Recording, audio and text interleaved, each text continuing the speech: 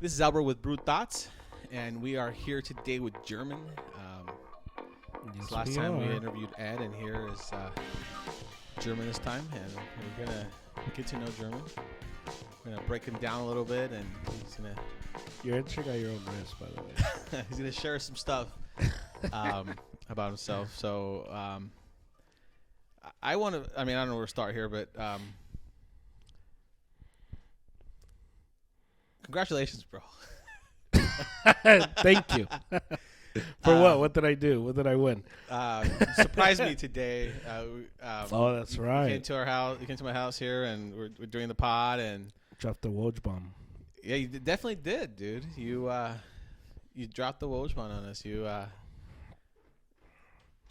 tell us about it, man. So I got married over the last 3 weeks? 3 weeks ago. November 7th. So 3 weeks ago, got married. And yeah, that was the bomb. That was the bombshell. That was the Woj bomb, huh? Yeah, we're making coffee, and it's like, dude, by the way, I got married. Yeah. I was like, whoa. Yeah, I mean, we hung out a couple months ago, right? Yeah. It was, sometime in October. So it legit, it was a Woj bomb, dude. Yeah, it was probably the week after. Yeah? The week Probably, after. huh? Yeah. Yeah, how's it feel to be married, man? It feels fine right Yeah. now. Yeah. Ask me in like 5 months. 5 months from Maybe now? I'll hate it. I don't know. Yeah. No, I'm sure it's a great feeling, you know? I mean, yeah, you got a lot of honeydews, I'm sure, that you have to adjust to, but you'll be all right. Yeah, I think it's the biggest life change because you adjust your life to somebody else. Yeah. So I think that's the biggest adjustment because I'm 31. I think it's easier when you get married when you're younger because you're still figuring yourself out. So it's easier to bring someone alongside. When you do it when you're older, it's harder because you have your rhythm, you have what you like, what you don't like, whatever. But yeah, marriage is it's a beast. It's a beast, man. So yeah, I mean, I'm just getting started, but yeah. Yeah, you definitely build a culture together. You'll build a home. You're going to build some routines. You're going to build some schedules and all that kind of stuff. And again, it won't be yours. It'll be both of yours. Right, yeah. So that's going to be, I'm looking forward to that aspect because I think the biggest, I'm super into building culture and teamwork and structure. I love that aspect of building, whether it's teamwork, relationships, work. I love that because I think that something that can be sustainable is a good culture. Yeah. So I'm looking forward to that. But yeah, I think it's super challenging because it's not just one person. It's two people, two families, everything coming together trying to form one. So I think there's, clearly going to be stuff that I want that will have to stay on the side and vice versa. Yeah. But that's the beauty of, working together and building something. And you get to do it together and you get to make it your own. So. Right. Yeah. Yeah. So that's what happened. Yeah. Yeah.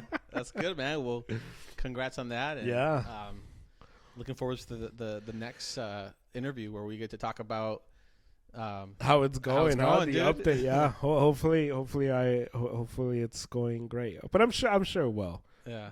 So I wanted to get to know you more. We can just start about. Tell me just a little bit about your upbringing. Where'd you grow up, and siblings and things like that. Okay. I grew up. So I was born in Mexico. I was born in Sinaloa, Mexico. You got the best mariscos right there, man. Yeah. Best. Moved to the States when I was 4. Yeah.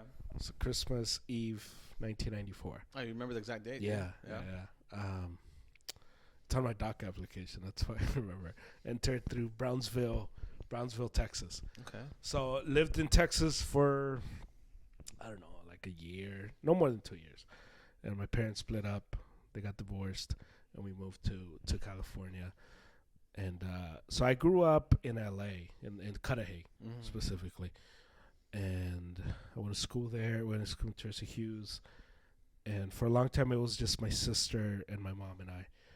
And my mom got remarried when I was in the fifth grade, something like that.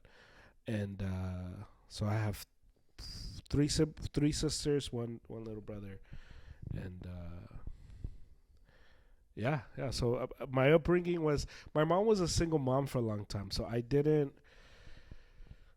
the upbringing was different than like my siblings now, because I got a very young mother who was learning herself to be an adult, to be a mom, and trying to manage all those things at the same time. So my mom was very open to a lot of things. She wasn't really strict. Really? So yeah. So I didn't grow up. You think it would be more strict then and less strict now? Because usually the younger kids get away with more stuff. Yeah. So she was less strict then. Really? She's more strict now. Okay. Yeah. So she's 15 years older than me. So the age gap is not that different. So we were treated more like, I don't want to say her siblings, but it was a different type of relationship. We lived with my aunt for a long time, and then when she got remarried, it was still the same. So we grew up very poor. We didn't have a lot of money or a lot of things. I remember we would, there was weeks where we would just eat beans or whatever. I had to wash my uniform clothes. So when I was in middle school, you had to wear the uniform, the white and the white top, blue bottom. Yeah. And I would be told you can't play because if you get your shirt dirty. We can't do laundry. We do laundry once every 2 weeks or so. So every time she would get paid. But if you're gonna do that, you're gonna have to wash it. So I would wash it. I would hand wash every day. This is playing at school, right? Yeah. So nutrition and lunch. Yeah, we were playing basketball, right? Soccer. Right. Yeah. So you couldn't do that sometimes, right? Because it's we might not have soap. Wow, man. So. And so then I would wear, the school where I went, as long as they saw your collar, you could wear a sweater. So a lot of times just to cover the dirt of the shirt, I would wear a sweater. So the upbringing was a little rough. And the relationship between my parents was okay, but the relationship between my stepdad and us was pretty rocky, I would say. And so it was a very definitely different than my friends, because all my friends had, if they didn't have both parents, they had at least an older mom. So I had the youngest mom out of all my friends, and so that I was always the one who was able to do almost anything and go wherever I wanted. Where they had more structure to their life. And so it was a very not that much structure growing up. Never asked you to do your homework. You kind of just did it if you want. Right. Yeah. So it was one of those, she didn't sit with us to do homework, or it was more if you did it, it was on you. If you didn't do it, it was on you. We didn't go to parent conferences. We didn't go to after school nights or stuff like that. So my mom never met my teachers or anything like that. Those were minimum days for me. So to me, it was like, I get to go home earlier and watch TV or whatever. Yeah. So yeah, that was a little bit of the upbringing. Yeah. I can relate to that, man. Like, my mom and I are 20 years apart. Okay. She had me at 19. Yeah. So I can relate to some of that, where there was no, I think she expected me to do my homework. Right. It was never, did you do it? It was, I expect you to do it. I expect you to do the right thing. So looking back at it, I was like, I think it was always an expectation. Right. It's a lot of trust for a little kid. Yeah. And same thing, dude. I never went to parents' conferences. And, I was pretty lenient, too. Yeah. I never thought about it, dude. Yeah, so it made me very not traditional. Yeah. And not care about the traditional stuff. Mm-hmm. So that was that I think that's been part of the upbringing, which would be very interesting to see when I get married, now that I'm married, and build that culture, because I don't really care about tradition at all. Like, and you see traditions like Christmas traditions, all that. Or Yeah, so it's funny because I'm looking at your Christmas tree, and Saturday, my wife's family has this tradition where they pick out a Christmas tree together. I never did that. Yeah. My mom has a fake tree, an artificial one that she puts up every year. But this idea that we would go buy a tree, never did that. Never decorated a tree. None of that. Mm-hmm. And so I'm watching a boxing fight on Saturday. And she's like, oh, we're going to go pick out a tree. And that's what we're going to do today. And I was like, oh, that's cool. But her expectation was you're going to come with us, and I work Saturday night. And my plan, I'm going to take a nap. We'll watch a fight, take a nap, go to work. And her expectation was you're going to take a nap, maybe watch a fight, but we're going to go pick out a tree together. Because that's what we do. Now you're a family. Exactly. And I go to sleep, they leave, and I wake up, and so I'm watching the fight, and then I let out, hey, where are you at? She's like, oh, I'm picking out the tree. Yeah. And she calls, like, hey, are you coming? And I was like, oh, no, I'll just wait for you guys here. It's like, no, come, like, we're doing this together. So that was super weird because it was the first time. So I drove over there. It was the first time I'd ever been at a tree, like, lot or whatever. Uh-huh. I had never stepped foot in. I passed by them. Sometimes they were at, like, supermarkets. Yeah. But I had never been in a, like, place where you buy a tree. And then I saw the price. I'm like, dude, you spend this much on a tree? That's crazy. So to me, that was, like, culture shock. Yeah. So that's going to be interesting because she's super traditional and I am not. So do you struggle with those changes? A lot. We do. Because I think it's such a waste. But building tradition, it's not. It's a if you want to be super down about it, it is a waste, because whatever, you want to go environmental, money, whatever. But it's not if you're building a family. Because it's more than a tree, it's experience. It's experience, it's family, it makes you a different person because you're able to appreciate different things. I struggle with it because to me it's just a tree. There isn't any other ties. There isn't anything. To me, it's just a tree. Mm-hmm. So I struggle with it because to her it's bigger, it's deeper. We're doing this together, and this is what family means. To me, it's like you decorated together. Were you part of that? No. I think I had to work. I had to work. But it was one of those. No, I didn't have to work. But I was tired.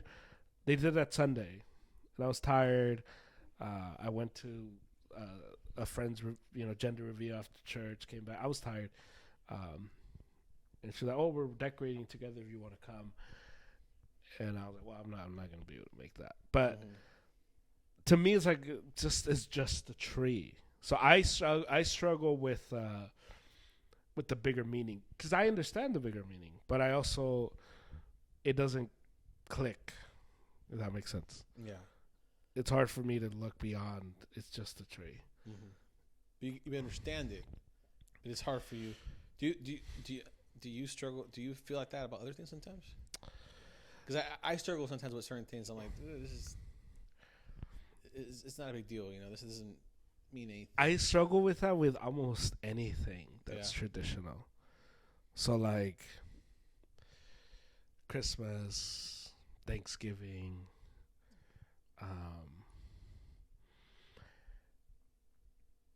anything. I think that's if I could point to something that I wish I could change, would be that. And do you feel that way? It's because the way your upbringing was? Yeah, 100%, or is that more? Yeah, because we didn't have any of that. So I grew up like, I remember Christmas. I would hate the holidays because the holidays, there was just a lot of fighting because we didn't have money for, if it was Thanksgiving, we didn't have money for food. Yeah. Or we didn't have money to go to so and so's house because every family would, pitch this much or bring this. So we didn't have the money to do that. So there was just the constant fighting of, it's because Thanksgiving's the end of the month, but the end of the month is also rent. So it was just, to me, the holidays was just bickering. And it was just, where we're going to go. Your family, my family. I don't like your family. Well, I don't like your family. Like, it was a lot of that, like, fighting back and forth. Christmas was another reminder of we don't have money. And so we would go to, family's house and everyone would have gifts except my sister and I. Mm-hmm. And so I just grew up like, this sucks. Like, why am I here? Like, this is, and it's not so much that it's the gifts, but when you're a little kid and everyone has a gift, you're just like, well, I don't want to be here. Yeah. I don't want to like be part of this. Like, this sucks. And you watch the movies and it's like the most wonderful time of the year, and you're just like, I hate it. This is the worst time of the year. So I think everything that's traditional for a long time was a reminder of what I didn't have. So Father's Day was like, I hated Father's Day. I think Father's Day to this day is probably the holiday that I have the toughest time with, because it's on one side, I didn't have that. I never had that. But on the other side, as you get older, you realize, well, it's just not about you, because, the world doesn't stop for anyone. So right. I think anything traditional I struggled with because it was always a reminder of what we didn't have. Mm-hmm. So I think that's and the upbringing doesn't help, because my mom did nothing to change that. Because you cannot have money but still do it. But also she didn't know that. Mm-hmm. So I think that's been a big. She was a younger mom. Yeah, she's a young mom. She doesn't know the language.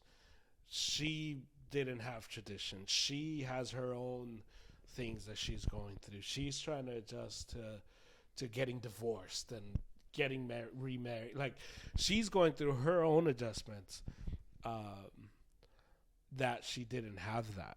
Now my younger siblings have that, and they have tradition and they have that. But I was talking to my siblings today, actually, and one of my sisters, she's very much about the countdown of Christmas. And I make fun of her because it's funny, but I think, like, man, I would have never counted down for Christmas, because I would have been stupid. You have bigger problems. Yeah, I'm trying to figure out what I'm going to eat on Tuesday. I don't care how many days for Christmas. But I think that's the maturity for my mom, because she was able to grow out of it, and so I think the upbringing has something. I think 100%, because it was just a constant reminder. Now it's as a 30-year-old, it's harder to put it away.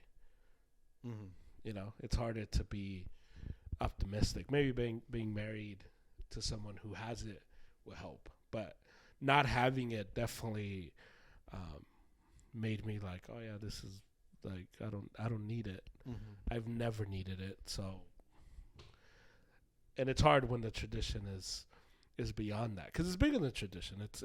It's healthy. It's a lot of good things, And now that you're an older sibling, you have younger siblings, and your mom has traditions now. Right. Do you make sure that you give an experience to your siblings on the tradition? Like, do you kind of like enforce that a little bit? Do you contribute to that tradition now? I buy them gifts. Yeah. But that's about it, you know? Mm-hmm. I don't think, not, I mean,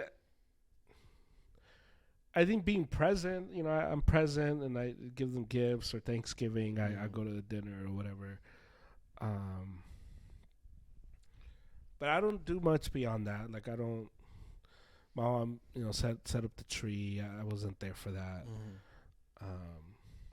I didn't decorate it with them or anything. Yeah. So that part is, I don't participate in that manner. To me, it's more, if it wasn't for the gifts, I don't know how else I participate. But yeah, I think the biggest thing I do is buy the gifts or whatever, you know. Whatever you can do. Yeah. But I don't know. I wouldn't even know how to do the tradition because but it's also very simple. But I wouldn't even. No me nace. Yeah, that makes sense. Yeah, you know? I get what you're saying. Like it's just like I went to my wife's thing because that's what they do, and she told me, "Hey, we're gonna do this." But I would have never in a million years been like, "Hey, we should go buy a tree. You want to buy a tree?" Like I would have never came out of it. Yeah. So I think that's the difference between home and like with my wife, for example, who has that and is going, you know, that to her is normal. Yeah. So yeah. For me, man, like I didn't have we had some of it, right? But because we didn't have enough of the traditions. Kind of like, you know, in California you don't have the seasons. Right. So I wanted it that. You know, and I always push my mom to do things that I was but I was the one pushing. And I was the one, let's decorate. And then when we got married, I would tell my wife, hey, I want to make sure we do this, do that. But then again, I didn't have it was never a bad perception of it. You know, I didn't have that struggle that you shared that you went through. Yeah. So I mean, I could definitely understand why you I don't want nothing to do with it. Yeah. Yeah, because I think there's two ways you take it. So it's either you don't have it and you want it, because my sister's like that. Okay. Or you don't have it, so you just don't. You know, run away from it. Yeah. And my sister embraced it, and so she wants it. Yeah.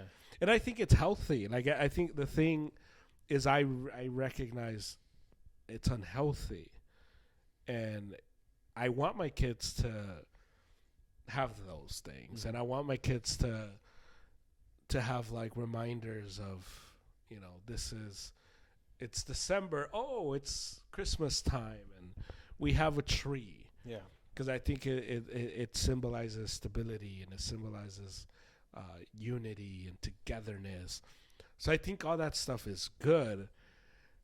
I just struggle finding the inspiration to do it. Gotcha. So I think that's because if I don't have it, to me, I don't think I'm missing out. But I'm also, you know, a 31-year-old man. I understand maybe, you know, 10-year-old boy. Or if he had a baby. Right. Yeah. I think they need it. And maybe that's, you know, maybe that happens when I have children. Yeah. Maybe, you know, I grow out of it. But it's definitely something that I didn't grow up without it, and I didn't want it for a long time. And I still don't. But building, you know, going to family, it's different. For sure. Yeah. So, you're a pastor. Yeah. Pastor. So my first question for you is, what got you to be wanting to be a pastor? Is it any childhood stuff, or what made you want to do that? How'd you get there? You know. So when I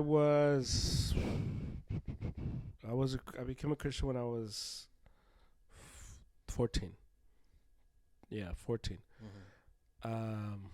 And I became a Christian, and I started to read. I love reading, so I started reading the Bible a lot, and I just had a lot of questions. And one of my youth leaders, she said, "You can ask me all the questions you want." And I took her up on her offer. Get ready, buckle up. So I would read, and I just had all these questions. What does this mean? Why does he write that? What does he write that? And I was reading cover to cover, and I was just had questions for everything. And so she was very helpful, and she was very truthful about the offer. She offered, and she, walked me through a lot of the questions I had. And she introduced me to different authors, and she would give me books to read and all that. And once I understood for myself, because to me, my process of learning stuff, I want to learn it for me. And before I teach it to you, I want to learn it. I want to know, not only that, do I know it? Do I believe it? Can I explain it to you? And do I believe it in a way that makes sense to me? Mm-hmm. So once I learned the Bible in that sense, I then felt like at 16, 17, this like huge responsibility to tell people about it.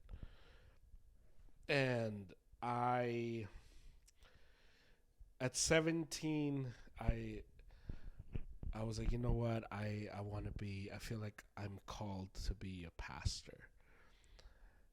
But I thought a youth pastor. That's what I thought. Okay, so you wanted it just to help out. Yeah, I was like, you know what? I want to lead the service. Okay. I want to be a Mm-hmm. youth leader because I love high schoolers. Yeah. I want to lead them. I want to help them. My youth leader poured into me, and my youth leaders just like they were the people that helped me. I want to do that for other kids. Yeah.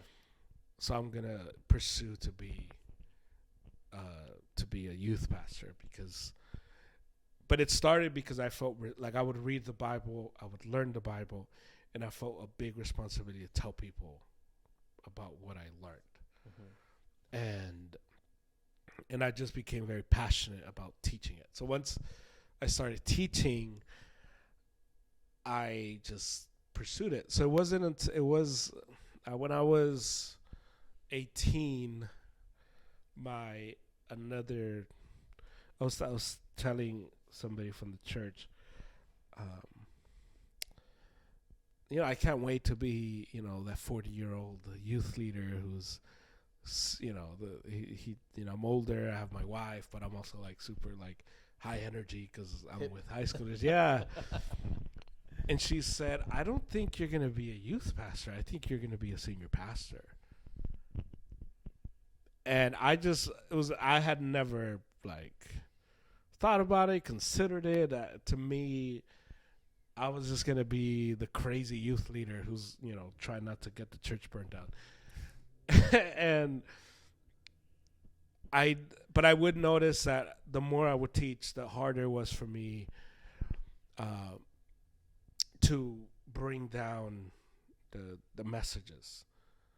And I found myself becoming passionate, not just for high schoolers, but for everyone. Mm-hmm.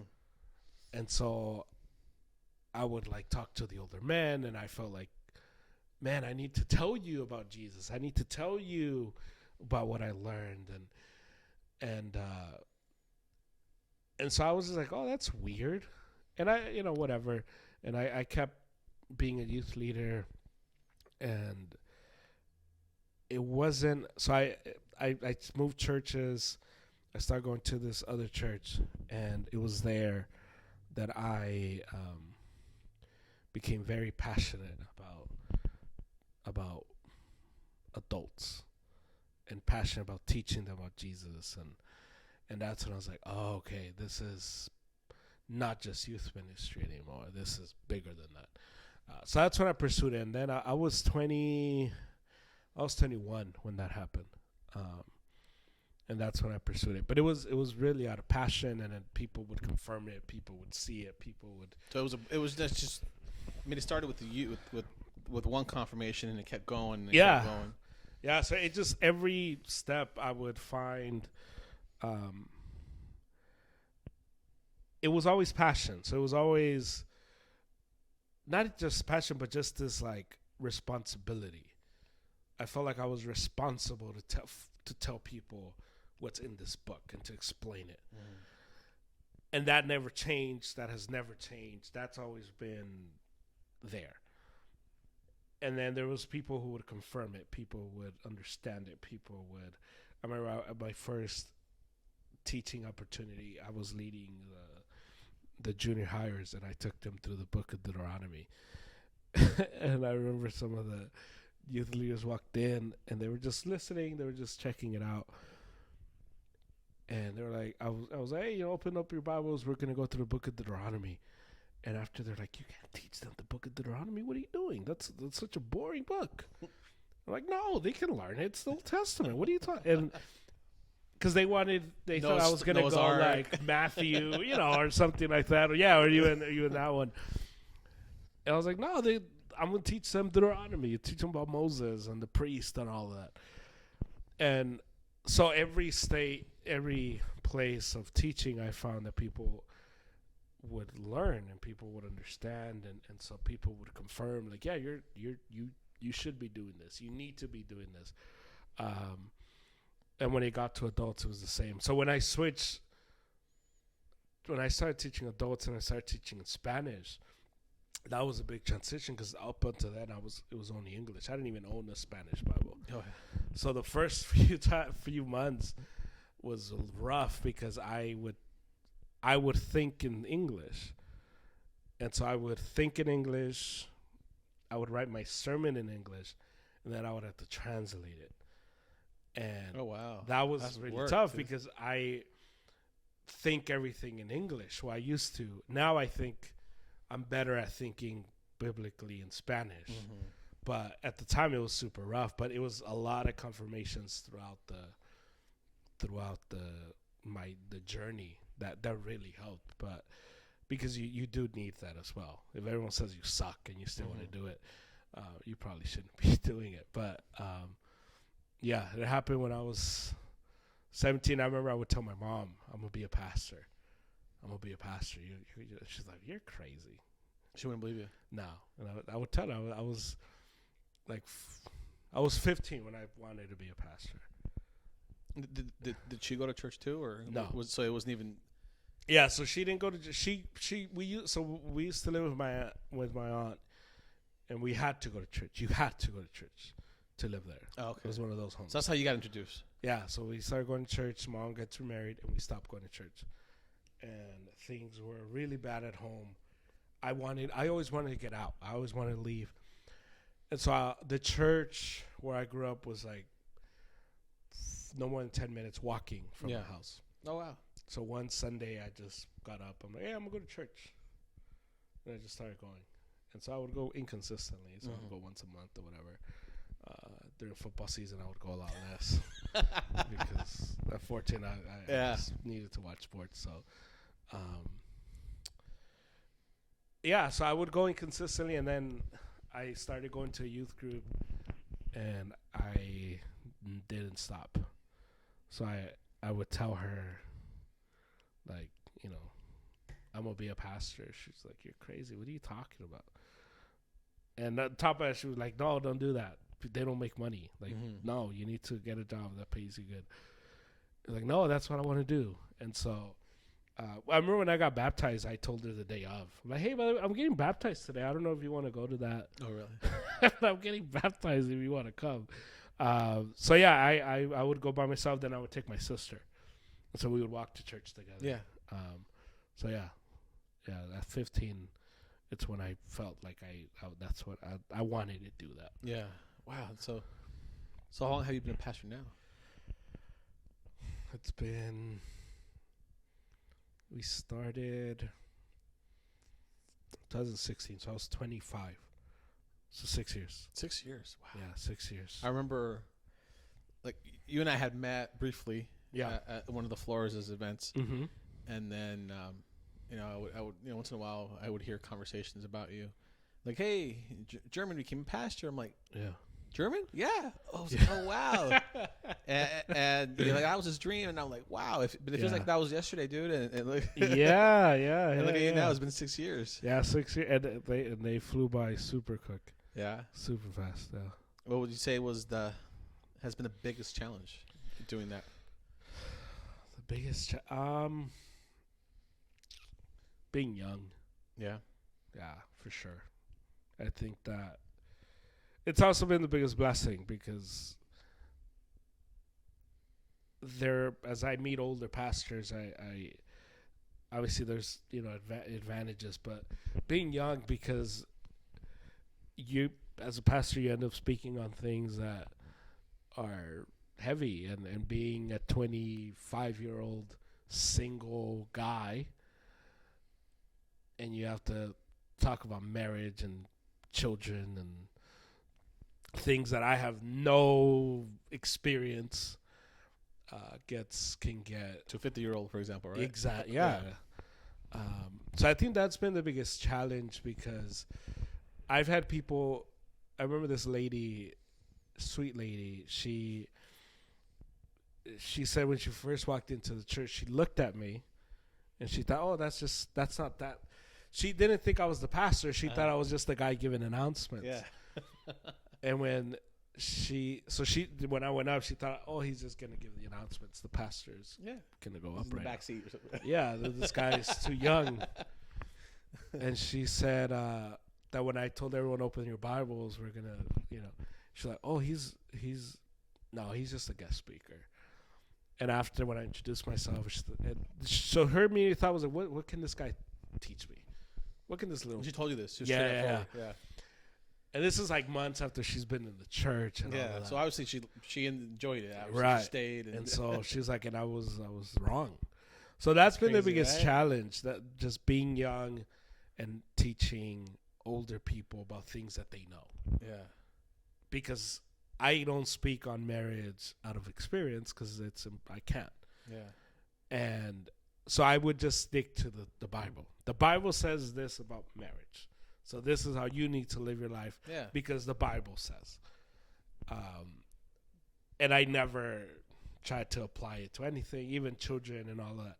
So that, I think, helped a lot, because I wasn't trying to teach people lessons that I didn't know. Mm-hmm. From your experience, at least. Exactly. Yeah. And so, but that's been the biggest challenge, getting older people to buy in. Because there's also been people who have left and just felt like you don't know what you're talking about. Mm-hmm. And that's valid too, because I would probably, I understand that mindset as well.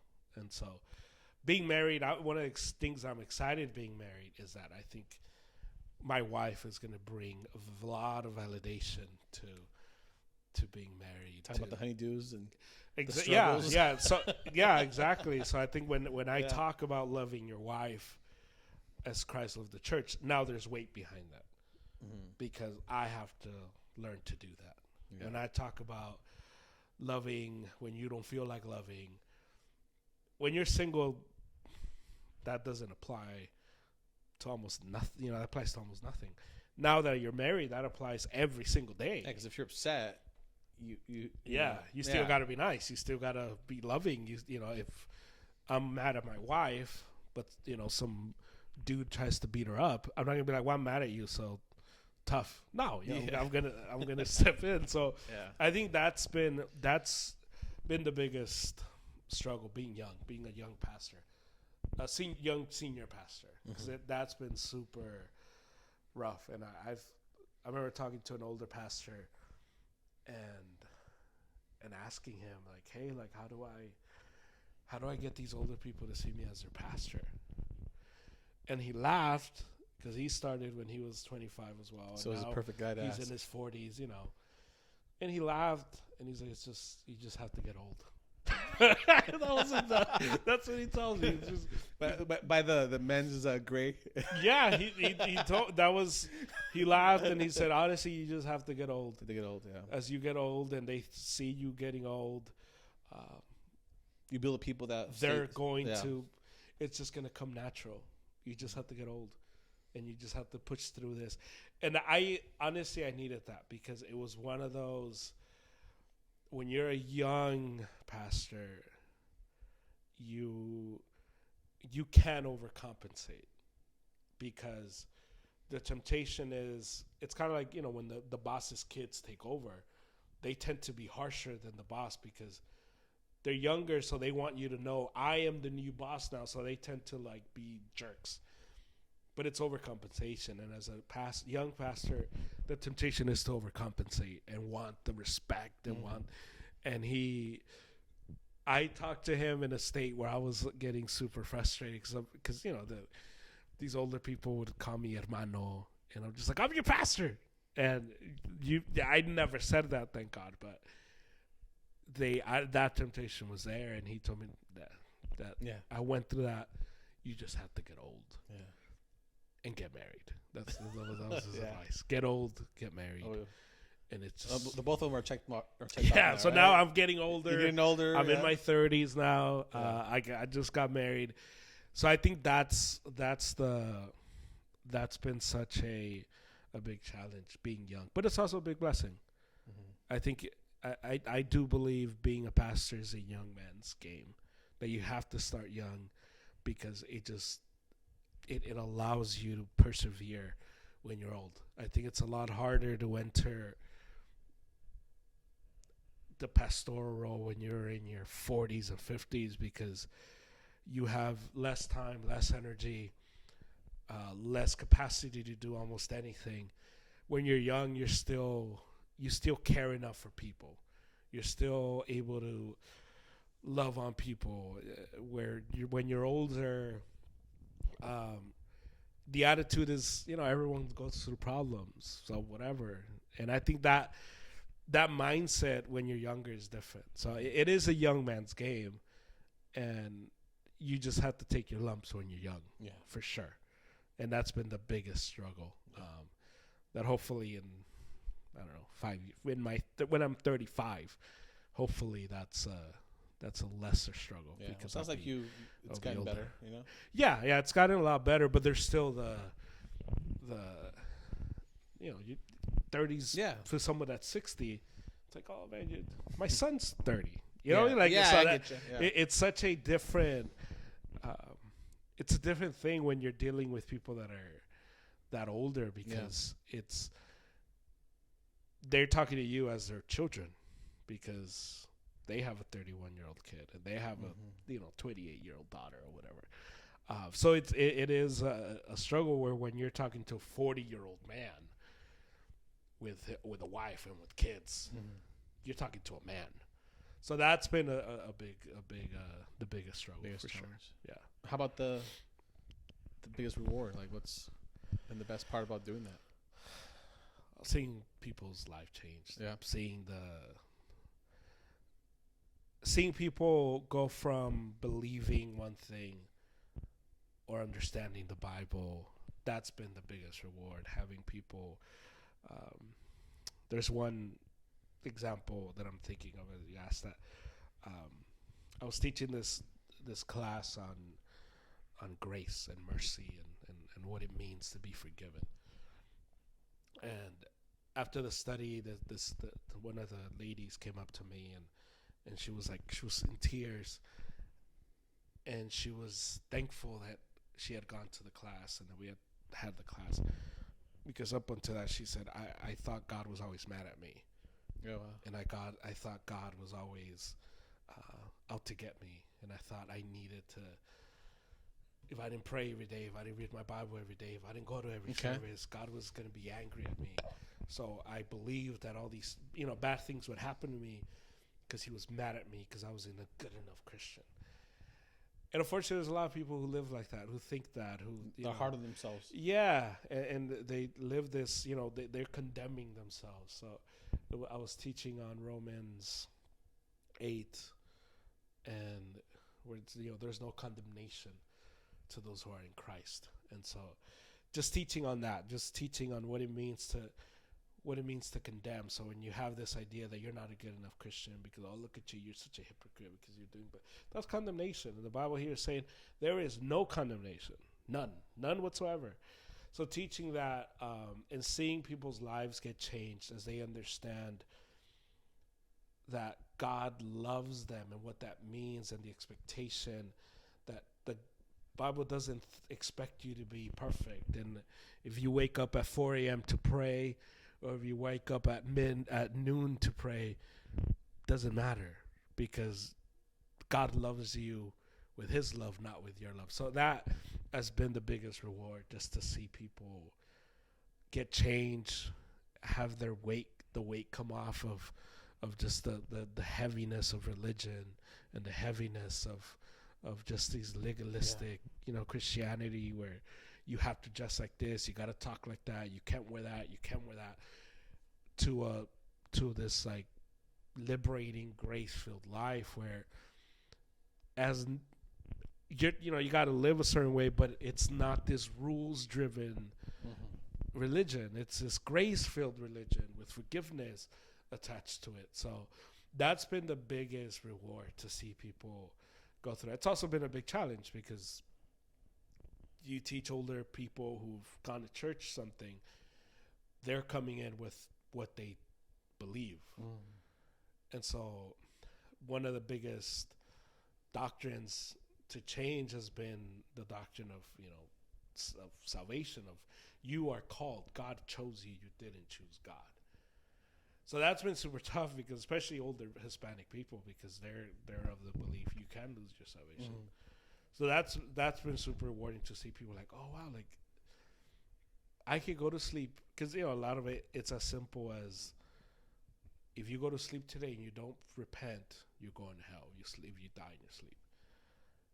And it's like, dude, that's scary. It is. You're scared to go to sleep. You know what I'm saying? Like, yeah, that's crazy. And so when you teach somebody and they're able to see it with their own eyes, like, oh man, the Bible says the complete opposite of that. And just to see that has been super rewarding. Yeah. Because it brings so much confirmation of like, oh man, I am called to do this. I should be doing this. I am good at this. Where pastoring at a level like anything is that too. If you suck at teaching, you do feel like, oh man, should I even be doing this? And I think those moments have given me a lot of like encouragement and push to like, okay, let's keep going. That's awesome, man. Yeah, that's awesome. Yeah. Dude, I want to hear about your love for sports, bro. Like, I know you're like, like I thought I was a Laker fan. I thought I was a basketball fan. And then I hear you talk about players I don't even know who they are. Yeah. And rookies and yeah. So, tell me about your love for sports and why.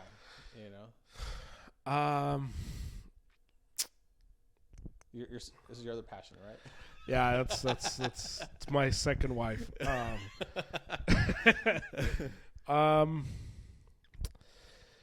So when I was growing up, the coolest person, the guy I wanted to be like, was my cousin.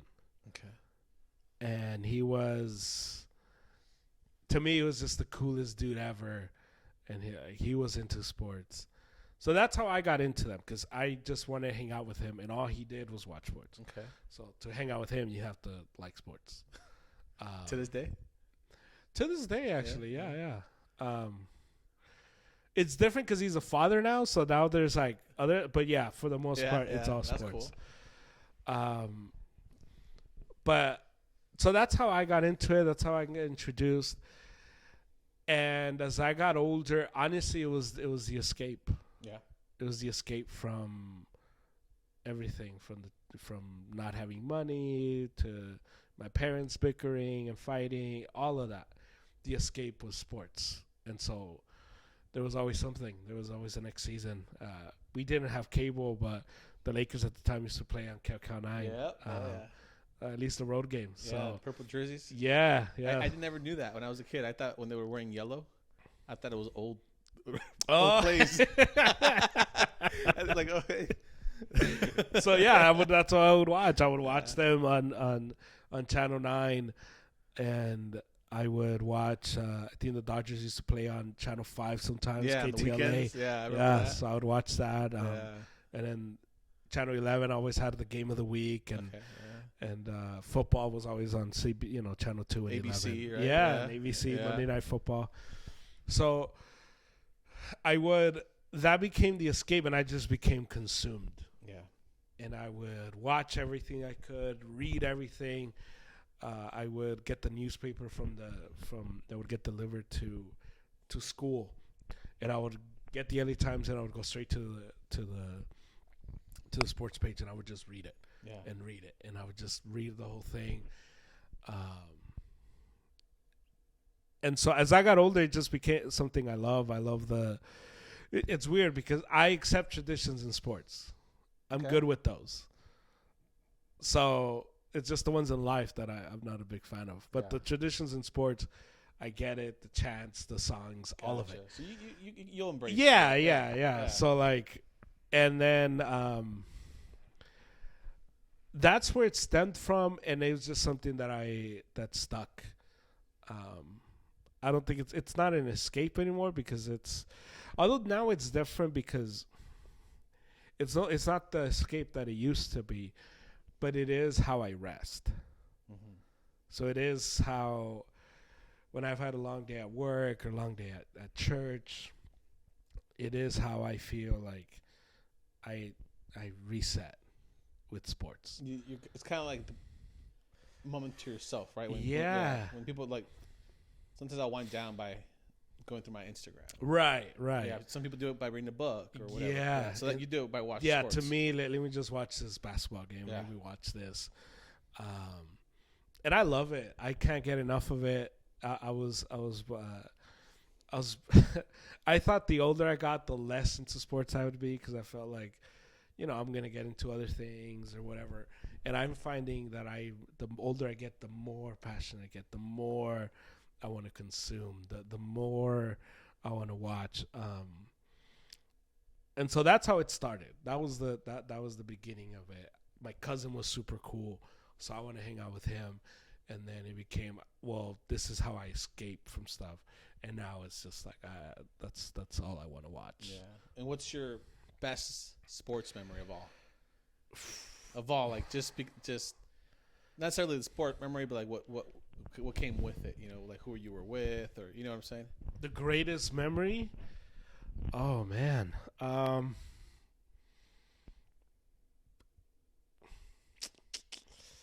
I would say, that's a lot. It's like, it's hard. I get that. I get it. Probably, I was, so with the one with people.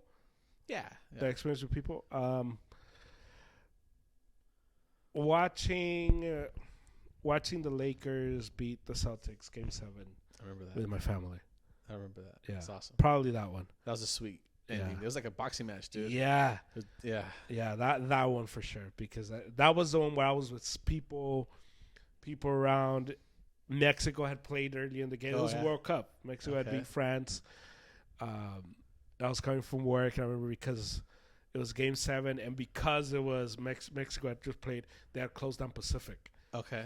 So I would take the bus home after work, and I had to take a detour, and everybody was like super frustrated because it's a finals game. So instead of starting at 7, it started at 5. Mm-hmm. And I was like, I just want to get home. I want to go watch this game, and so my family was there. We watched it together, and that one for sure. Because that one I remember where I was at, how I felt, the whole thing. Okay. Yeah. Sweet, man. That's awesome. That one. And I guess, what is something that you say most people wouldn't know about you? That they wouldn't know about me? Yeah.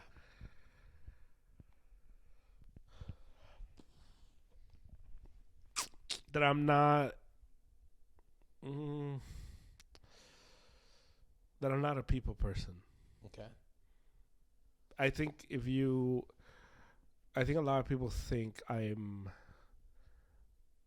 social or extrovert. That I'm not an extrovert would be it.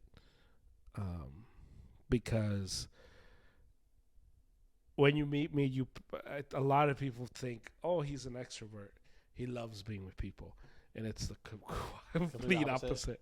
Being a pastor, you're in public, right? Yeah, exactly. You're a public speaker. Yeah, every weekend. Yeah. So I think probably that one. Okay. That I am very quiet. That being in a large group of people is very tiring to me. Some people get energized being with people. I get super drained. Mm-hmm. Yeah, I would say that. Yeah, okay. Yeah, because I get. Yeah, I never knew that. There's moments where I'm quiet, and people are like, "Oh, is he okay? Is he fine?" I was like, "Yeah, I just have nothing to say," and so that doesn't go well because, one, I don't have a friendly face, so it doesn't help when I'm serious. But two, it's like you always have something to say, and it's like, well, not right now. And like, what's wrong though? And it's like nothing. Nobody believes me ever, and I'm just like, no. I've had moments like that with you. I told my wife, I think Joe was upset today. Yeah. Maybe I said something, or maybe he's going through some stuff that we don't know about. Right. So but now I understand. Yeah. To me, it's like, no, I'm good. Like I'm just here. I'm present. So I think that's the struggle because there's that expectation, and I can be that. I can like, but sometimes I don't have it. I can't reach it, and those moments are tough because the people are like, well, no, but last time I saw you, you weren't like that. There has to be something wrong, and it happens with my own family. Like Sunday, I woke up and I was super tired, and I just was there, and I was just sitting there in silence, just watching football. They're like, "Are you okay? What's wrong? Why are you mad?" I was like, "Nothing. I'm fine." Yeah. No, you're mad. Like, okay, I guess I'm mad. So probably that one. Yeah. Okay, that's cool. That's interesting though, but it's. I mean, I wouldn't have guessed it, but it's cool to get to hear the explanation about it. Yeah. So before we wrap it up, just have a few more questions for you. Okay. Favorite movie of all time? Remember the Titans. That's a great movie, man. Yeah. Makes you want to play football, huh? Yeah. Love that movie. Yeah, I love the soundtrack. It's so great. Yeah, it's inspiring. The soundtrack is amazing. Yeah, for sure. That's one of those movies that whenever it's on TV, you just have to watch it. Yeah. It's sad too. And favorite food. Best. What's your go-to? Go-to pizza. Yeah. It used to be lasagna, but pizza. Okay. I could eat pizza every day. Yeah. What's your favorite pizza place? Tell me where to go. Like fast food pizza, no, like or best pizza in LA. Oh, best pizza in LA. Yeah. Where do we need to go, man? So there's this place in what's it called? I guess it's Artesia. I think that. But it's like Artesia, Lakewood, Cerritos, that whole cluster. It's called Lavilas. That's probably the best one I've had. I think you brought pizza from there once. Yeah, It's pretty good. Yeah, I liked it. Yeah. There's this other place I had. I don't know the name, so that's why I'm not gonna say it because I don't know the name. But that pizza was in Pico Rivera. That pizza was pretty bomb. Yeah, that pizza was really good. Remember that? I realized they flipped the pizza upside down one time or something like that. The guy that was that day. Yeah. The guy. I don't know what the guy did, but it was like all over the place.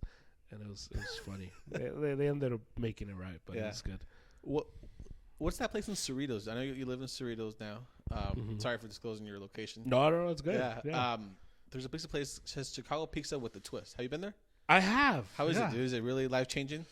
It looks life changing. I've had Chicago Pizza, but I've never gone, dude, because I always forget that place exists. So it isn't Chicago Pizza. Okay. It's like Chicago Pizza with an Indian twist. Oh, wow. Yeah, so the owners are Indian. Uh-huh. So that's the twist. It's good.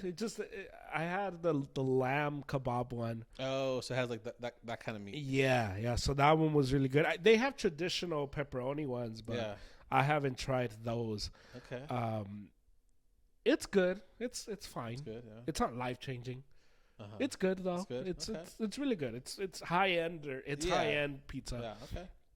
But it's not where I would go if I want pizza. Yeah. If I'm trying to like have not traditional pizza, then that's maybe. Yeah. And coffee, man. I know you're a big coffee drinker. You have like 10 cups a day. I have a lot of coffee. Yeah, for sure. Favorite coffee, man. What's your favorite coffee? Favorite coffee, like shop blend. What do you? Let's do both. Sure. My favorite. I like medium roast. Okay. I like dark roast if I'm drinking cold brew. Mm-hmm. But if I'm drinking a hot cup of coffee, I like the medium because it's strong. You get the best of both worlds. It's the taste of the dark one, but it also has the caffeine or kind of the caffeine of the light. Mm-hmm. My favorite coffee shop.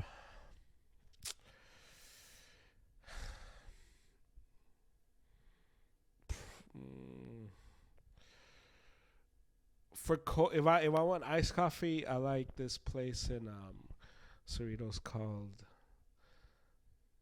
Roots. Okay. Yeah, I've been there before. So their cold brew is really good. Mm-hmm. If I want coffee, Phil's probably has been just a cup of coffee, just nothing fancy, not a latte. If I just want a hot cup of coffee, probably Phil's. Okay. My favorite espresso type of drink is a cortado. That one to me it's still solid. Yeah. Because to me, I think their espresso is top notch. Solid coffee. Yeah, solid roasters. Yeah. So probably those. Yeah. For lattes, I don't think I've found a latte spot yet. No. For me, lattes has been this place in Pasadena called Copa Vida. Oh, okay. Copa Vida, and then there used to be Intelligista coffee. I think they make a good one. Yeah. Yeah, they closed one day. They temporarily closed down Pasadena. Okay. But that's been where it pops. Yeah. Yeah. Okay. Yeah. I used to be a super black coffee only. You didn't drink colored milk, right? No. Yeah. But I've got over the last few months. I drink more lattes now. Oh, really? More, okay. I've explored, evolved a little bit. Yeah. I love whole milk drinks. Yeah. So I drink a lot of the stuff. If I'm gonna make it, I do with whole milk. I just think it tastes better. Yeah. Because it makes it thicker. Yeah. And I like the thicker taste. Oh yeah. Yeah. Yeah. Okay. Cool. That's good. Maybe you want another cup, dude. Yeah. Anything you want to share, or you want to tell the world before we're done here? Anything else? I don't know. I think we should bring back books. I don't think we read enough. I love podcasts. I do. Mm-hmm. And I consume them like crazy. But I think I don't like that podcasts have replaced books. They have. I mean, they have. Or even audio listening. Like people, I'm reading this book, and you're not reading it, bro. You're listening to it. Right. Yeah, I think the rise of podcast will be the death of the creativity for children. Think so? Yeah, because I think books helps you create a world. I see. And I think it's a podcast doesn't do that because it's you're not inventing. Like when I read books, I create the writer's voice because I don't know what he sounds like, and I think that's awesome because you create it. It helps you with so many things. I'm not saying get rid of podcasts. I love podcasts. Yeah. But stimulate the mind. Yeah, I think books are really good, and it's sad that we're going away from it. But it's also an easier medium as well, so I get it. It's easier to talk for 2 hours than it is to spend 2 years on a book. Yeah. Oh, interesting. I get it. Yeah. Wow. Okay. It's been good, man. I enjoyed it. Yeah. This is good. It's been fun to know you in a deeper level. And for sure. Yeah. Well, this is the Brewed Thoughts Podcast, guys. Thank you guys. Thank you guys.